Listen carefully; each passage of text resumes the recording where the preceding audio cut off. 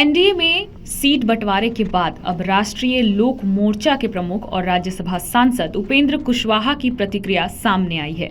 उनकी बातों से ये साफ लग रहा है कि गठबंधन में 6 सीटें मिलने के बाद वो खुश नहीं हैं।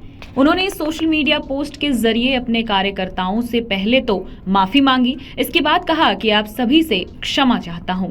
आपके मन के अनुकूल सीटों की संख्या नहीं हो पाई, मैं समझ रहा हूं।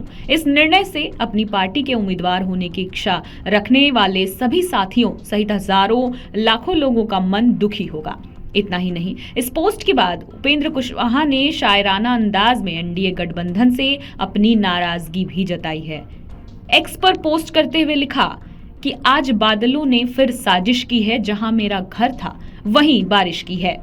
कुशवाहा ने सीट बंटवारे का फैसला लेने वाले को संदेश देते हुए लिखा है कि अगर फलक को जिद है बिजलियां गिराने की, तो हमें भी जिद है वहीं पर आशियाना बनाने की। वहीं अब उपेंद्र कुशवाहा की इन पंक्तियों की चर्चा सियासी गलियारे में खूब हो रही है।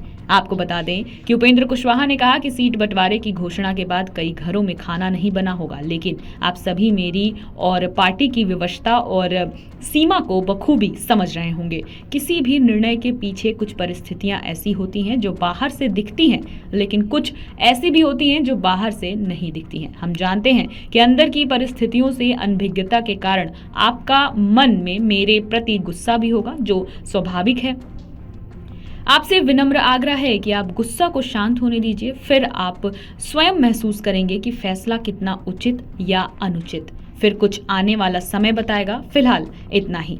उपेंद्र कुशवाहा की पार्टी ने पिछली बार एनडीए से अलग होकर एनडीए के खिलाफ 99 प्रत्याशी चुनावी मैदान में उतारे थे, जिसका नतीजा ये हुआ था कि एक भी खाता नहीं खुल पाया था। इस बार उनकी पार्टी को एनडीए से 6 सीटें दी गई हैं, जिसमें सासाराम, उजियारपुर, दिनारा, मधुबनी, बाजपट्टी और महुआ की सीटें शामिल है। जीतन राम मांझी की तरह उपेंद्र कुशवाहा भी 24 सीटों की दावेदारी कर रहे थे। वो इससे कम सीटें लेने के लिए तैयार भी नहीं थे, लेकिन प्रधानमंत्री नरेंद्र मोदी के दखल के बाद चिराग पासवान के साथ साथ जीतन राम मांझी और उपेंद्र कुशवाहा दोनों मान गए हैं।